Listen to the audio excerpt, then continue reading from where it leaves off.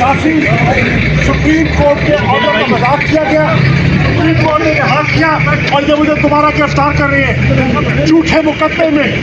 मैंने कौम की तर्जुमानी की है, मैं बेगुनाह हूँ और ये मुझे बिला वजह इंतकामी शासी इंतकाम का निशाना बनाया जा रहा है।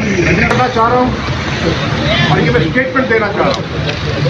सुप्रीम कोर्ट के एक्टिंग चीफ जस्टिस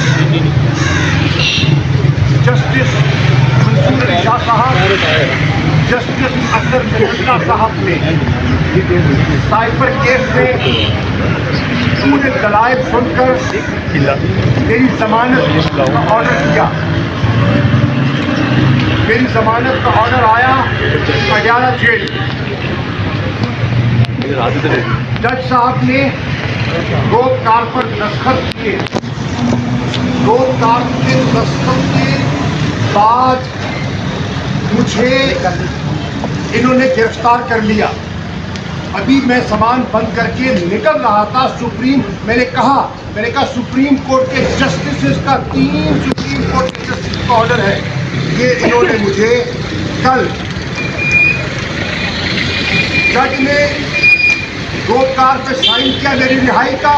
2:35 में उसी वक्त इन्होंने मेरे गिरफ्तारी के 3 NPO के तहत इन्होंने मेरे गिरफ्तारी के ऑर्डर इशू कर दिए और फिर मुझे इन्होंने गिरफ्तार करके नजरबंद कर दिया, कबूल कर लिया और मैंने अपने सेल में वापस चला गया।